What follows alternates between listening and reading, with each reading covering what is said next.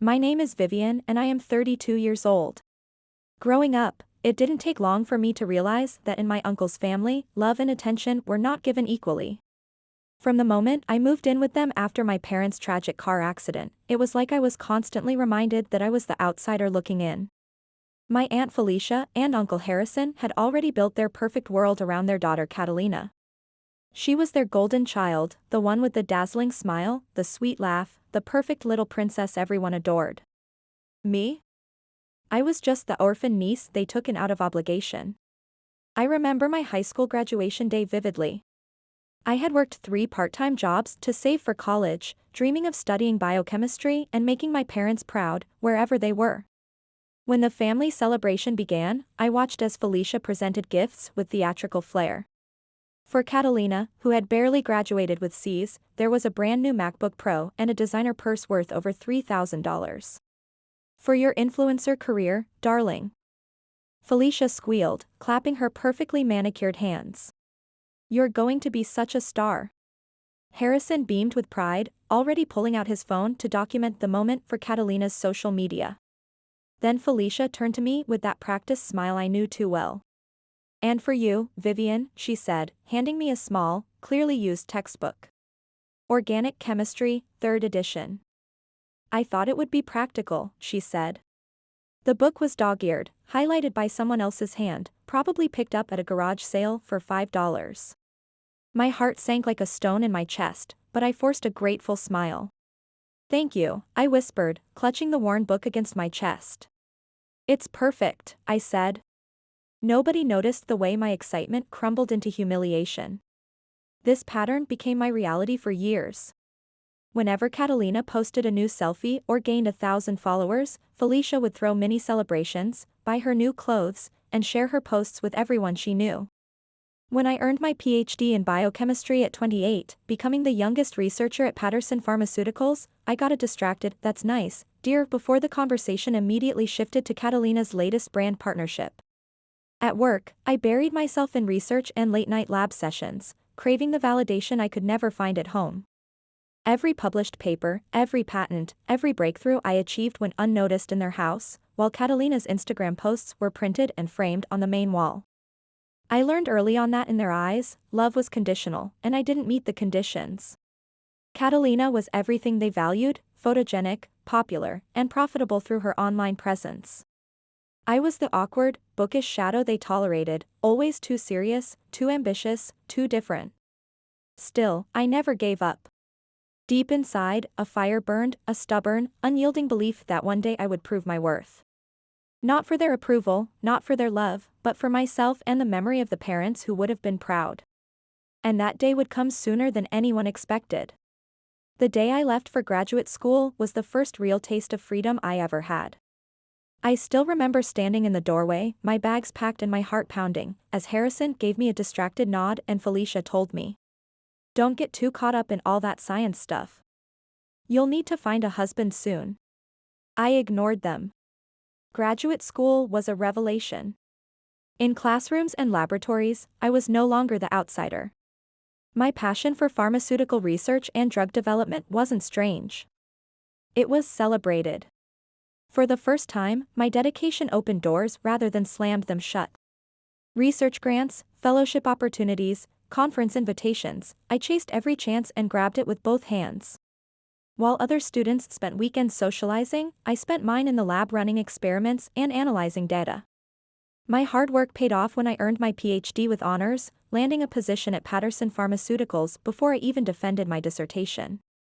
The salary wasn't extravagant, but it was enough to start building a life I had always dreamed of, a life where I didn't have to apologize for my ambitions.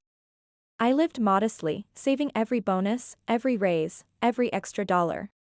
I didn't splurge on designer clothes, expensive cars, or luxury vacations like Catalina constantly did. I had one goal burning in my mind: complete independence, a home of my own. At the age of 30, after years of sacrifice and relentless discipline, I finally achieved it. I bought a beautiful 3-bedroom townhouse for $650,000 in a quiet, tree-lined neighborhood. It wasn't a mansion, but it was perfect: updated kitchen with granite countertops, a cozy study lined with bookshelves, and a small garden in the back where I could finally breathe. Every corner of that townhouse represented a piece of me, my late night studying, my research breakthroughs, my determination to honor my parents' memory. When I told my aunt and uncle about my purchase, I hoped, perhaps foolishly, for a moment of genuine pride. But true to form, they brushed it off completely. Felicia barely looked up from her phone, more interested in commenting on Catalina's latest sponsored post about skincare. Harrison gave me a dismissive shrug and muttered, "Seems like a lot of space for someone who works all the time. Don't you think?" Their words cut deep, but not enough to dim my fierce satisfaction. For once, I wasn't seeking their validation.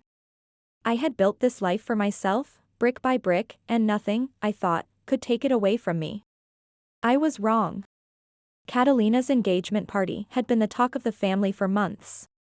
Felicia had gone into full event planning mode, obsessing over every little detail such as the floral arrangements, the catering, the photographer, the venue decorations. Harrison stood proudly at her side, ready to present their perfect daughter and her success to their social circle. I attended, of course. Despite everything, I still believed in showing up for family milestones, even if I often felt like an outsider looking in.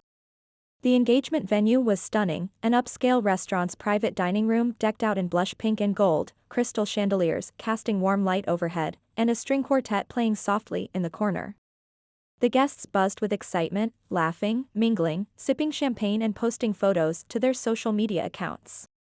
Everyone seemed wrapped up in the magic of the evening and Catalina's picture-perfect moment. As I stood near the gift table, observing the celebrations, I couldn't help but feel that familiar hollow ache in my chest. There was no doubt that this day was about Catalina, about her fairy tale engagement, about the perfect image Felicia and Harrison had always cultivated. Marcus, Catalina's fiancé, seemed genuinely kind. He had warm eyes and thoughtful manners, and he treated everyone with respect, even me. In another life, I might have even enjoyed having him as part of the family. I had gifted Catalina a delicate silver bracelet with a small charm engraved with her initials. It wasn't expensive by their standards, but it was thoughtful, a piece of my heart offered quietly. No one acknowledged it, of course.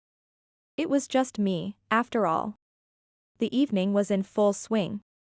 Guests were still arriving, chatting, enjoying the elaborate spread of appetizers. Catalina glided around the room, glowing with happiness, her designer dress catching the light as she posed for endless photos. I stayed close to the edges of the crowd, smiling when required, blending into the background as I always had. But there was something different tonight, a tension crackling under the surface, a calculating gleam in Felicia's eyes whenever she looked my way.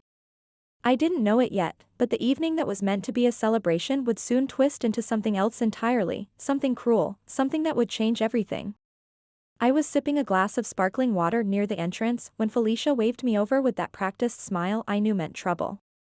Harrison stood beside her, his arms crossed, looking unusually serious.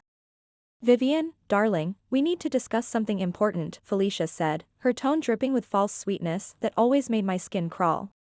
I followed them a few steps away from the main crowd, toward a quieter corner near the windows where the music faded to a whisper. Marcus was talking with his parents nearby, completely unaware of the storm brewing. Felicia leaned in first, her voice low but urgent. "This is such a special night for Catalina. Everything has been absolutely perfect, don't you think?" she asked. I nodded cautiously, my instinct screaming that something was wrong. Harrison cleared his throat, exchanging a meaningful look with Felicia before speaking. "There's something Felicia and I have been discussing, something important for Catalina's future," he said. I straightened, my muscles tensing. "You have that lovely townhouse now," Felicia said, her eyes gleaming not with warmth but with cold calculation. "And you're unmarried, buried in your work. You don't really need all that space for one person." The words hit me like ice water, their meaning crystal clear but impossible to believe. Harrison stepped forward, his smile patronizing and cruel. "We think it would be the perfect engagement gift if you transferred the property to Catalina and Marcus," he said. For a moment, the entire room seemed to freeze around me. The clink of champagne glasses, the gentle laughter of guests, it all became muffled white noise. "You're actually serious?" I asked, my voice barely above a whisper. Of course we are, Felicia said, as if she were discussing the weather. Blood is thicker than water, Vivian. Catalina is our real daughter, and she deserves a proper start in life, she continued. My hands trembled at my sides as the full weight of their words sank in. I thought of the years of grinding work, of 4 a.m. lab sessions, of eating instant noodles for months to save every penny, all to buy that townhouse with my own money, my own sweat, my own determination. My home. My sanctuary. My proof that I had made something of myself despite them. I shook my head slowly, feeling something dangerous and powerful stirring in my chest. No, I said, my voice growing stronger. I'm not giving my house to anyone, I said. Felicia's mask slipped completely. Her eyes flashed with pure venom, disappointment morphing into rage. Harrison's face darkened like a storm cloud. Before I could step back, before I could even process what was happening, Harrison raised his voice loud enough for half the party to hear, and everything changed. Harrison's voice exploded across the room so suddenly that at first I couldn't process what was happening. In one calculated, vicious motion, he raised his arm and pointed directly at me, his face twisted with rage. This ungrateful little parasite thinks she's too good for family. He shouted, his voice carrying across the entire party. After everything we've done for her by taking her in when no one else would, feeding her, housing her, she won't even help her own cousin. He said. A white-hot flash of humiliation crashed over me like a tidal wave. Every conversation stopped. Every head turned toward us. I felt exposed, raw, like my skin had been peeled away in front of everyone. Gasps rippled through the elegant crowd. Champagne glasses froze halfway to lips. Someone's phone clattered to the floor. I could see the shock and pity on people's faces, and it felt worse than any physical blow. Felicia rushed forward, not to comfort me, but to pile on the attack. Selfish, spoiled brat, she hissed, her voice dripping with years of hidden resentment. We raised you like our own daughter, and this is how you repay us? By embarrassing us in front of everyone, she said.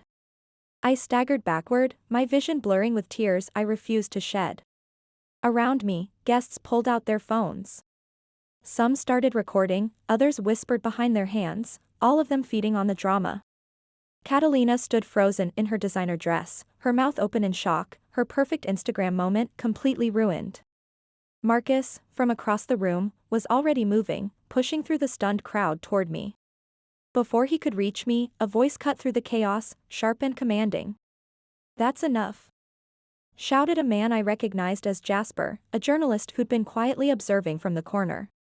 He was already recording everything on his phone, his reporter instincts fully engaged. This is abuse, and I'm documenting every word. Felicia lunged toward me again, her words full of poison, but Marcus stepped between us just in time, shielding me with his solid presence. Stay away from her, he said, his usual gentle demeanor replaced with something protective and fierce. What you're doing is disgusting, he said. Tears of shame and rage rolled down my cheeks onto the marble floor. The perfect engagement party was dissolving into a public nightmare. Within minutes, Marcus's parents, the distinguished Blackwood family, approached Harrison and Felicia with faces like thunder. We've seen enough, Mr. Blackwood announced coldly, his voice carrying the authority of old money and social power. Our son will not be associating with a family that treats their own with such cruelty, he said. Mrs. Blackwood nodded icily, already removing her elegant gloves. The engagement is off. Consider any wedding plans cancelled, she said. The room erupted in whispers and shocked murmurs as the weight of their words sank in. I stood there, trembling and humiliated, but somehow still standing. The world felt like it was spinning around me, but one thing was crystal clear. There was no going back from this moment. The scene outside the restaurant was chaos, flashing phone cameras, murmuring crowds, and the click of heels on pavement as guests hurried away. As Marcus helped me to a quiet corner near the valet stand, I could hear fragments of conversations swirling around me. Did you hear what he said to her? Calling her a parasite. I got it all on video. This is going viral for sure. Unbelievable. At their own daughter's engagement party. Marcus stayed close, his arm protectively around my shoulders as I tried to stop shaking. I could see Jasper nearby, still recording, speaking rapidly into his phone as he documented everything. Another guest, an older woman I recognized from Harrison's business circle, approached us hesitantly. "I recorded it too," she said, her voice filled with disgust. "That was absolutely appalling." "You can have my footage if you need it," she said. Within minutes, several guests came forward, their faces tight with anger and moral outrage. People were already posting clips to social media, the hashtag spreading like wildfire. Meanwhile, Harrison and Felicia stood near the restaurant entrance, both red-faced and defensive. Harrison continued to mutter justifications under his breath, while Felicia tried desperately to salvage the situation with forced smiles. Marcus refused to leave my side, his jaw clenched tight, the fury radiating off him like heat. "This was supposed to be a celebration," he said, his voice rough with emotion. "How could they humiliate you like that? How could they be so cruel?" he said. One of the Blackwood family friends, a distinguished lawyer, approached us gently. "Vivian, what happened here tonight was public humiliation and emotional abuse. If you choose to pursue this legally, you have dozens of witnesses and video evidence." I nodded, still trembling, the shame burning hot in my chest. As we prepared to leave, I caught a glimpse of Catalina standing in the restaurant doorway. Her designer dress was still perfect, but her face was streaked with tears and mascara.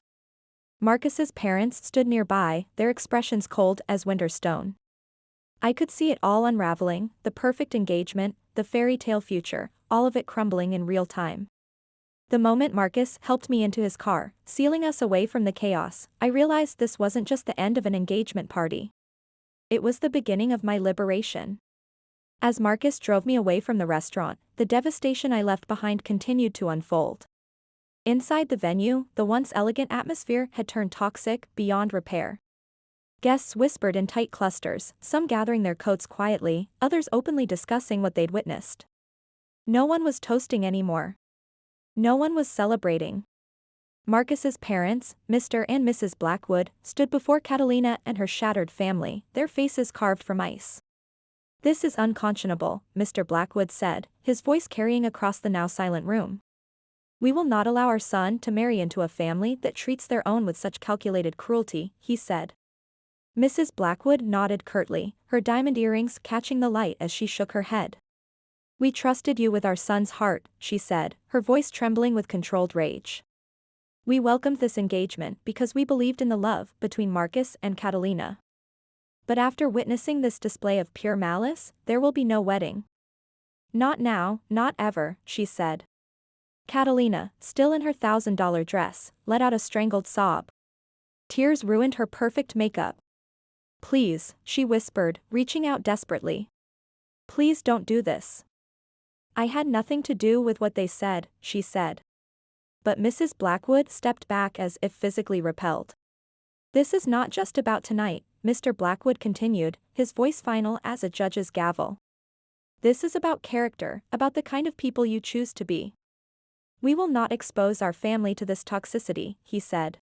With that, Marcus's entire family turned and walked away, leaving Catalina standing there, destroyed and abandoned. Marcus appeared in the doorway, his tie loosened, his face grim. He didn't argue with his parents' decision. He didn't defend Catalina or her family. His eyes, when they met hers across the room, held no love. Only disappointment and finality.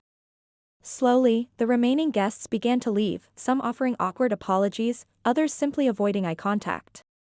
Within an hour, the engagement party that had cost thousands dissolved into nothing. Catalina collapsed into a chair, her designer dress spreading around her like the petals of a dying flower. Harrison and Felicia, stripped of their social standing in a single evening, could only watch helplessly as their carefully constructed world crumbled. The engagement was officially, publicly, devastatingly cancelled. And it all traced back to one simple truth. Their cruelty had finally destroyed the perfect image they had spent years building. My apartment was small but peaceful, a stark contrast to the chaos I had left behind. The soft lamplight cast gentle shadows on the walls as I sat on my couch, still processing everything that had happened. My phone buzzed constantly with messages of support, social media notifications, and calls from reporters. I turned it face down, needing silence. The emotional wounds felt deeper than any physical injury could have been. It didn't feel like victory. It felt like the painful end of a chapter I'd never wanted to write. As I sat there, nursing a cup of tea with shaking hands, there was a gentle knock at my door. Marcus stepped inside when I opened it, his face etched with concern. In his hands, he carried a small bouquet of white roses, simple, elegant. "Hey," he said softly, his voice carefully gentle. "How are you holding up?"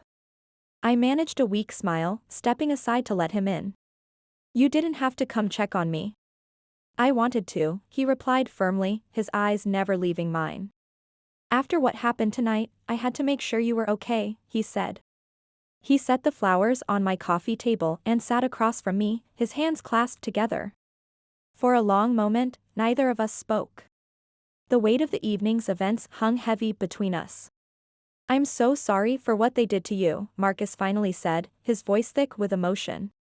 "You didn't deserve any of that cruelty." "None of it," he added. Tears threatened at the corners of my eyes, but I blinked them back. I was tired of crying over their treatment of me. Marcus leaned forward, his expression serious. "I know a good attorney. Her name's Donovan, and she specializes in cases like this. If you're willing, I think you should consider legal action. Not just for tonight, but for the years of emotional abuse you've endured," he said. For a moment, I hesitated.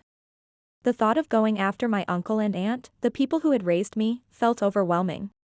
But then I remembered Felicia's calculated cruelty, Harrison's public humiliation, the decades of being made to feel worthless in my own family. Something inside me crystallized into determination. "I want to do it," I said, my voice steadier than I felt. "I need to do this," I said. Marcus smiled, his respect for me evident in his eyes. "Good. You deserve justice, Vivian. You deserve so much better than what they gave you." He reached over and squeezed my hand gently, offering silent strength. For the first time in years, I didn't feel completely alone. By the end of that week, Marcus had helped me schedule a meeting with Donovan. Together, we prepared to take the first step toward reclaiming my dignity and my life. Donovan's office was sleek and professional, filled with mahogany bookshelves lined with legal texts and framed diplomas from prestigious law schools. Despite the intimidating atmosphere, her warm smile put me at ease as I signed the paperwork. "This won't be simple," Donovan warned gently, sliding the documents across her glass desk. "But with the evidence we have, the video footage, the witness statements, the social media posts, you have an exceptionally strong case." Marcus sat beside me, his presence steady and reassuring. I looked at the thick folder on Donovan's desk. Inside were sworn affidavits from party guests, screenshots of the viral videos, and most importantly, hours of clear footage showing the public humiliation I'd endured. Every cruel word captured in high definition. "I'm ready," I said, my voice calm but determined. "I want to pursue this fully," I said. Donovan nodded approvingly. "We're filing for intentional infliction of emotional distress, defamation, and intentional interference with inheritance rights. The public nature of their attack will work strongly in our favor. We'll demand both accountability and substantial compensation," she said.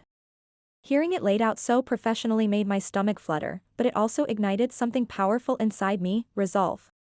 Within days, the legal machinery began moving. Court dates were scheduled.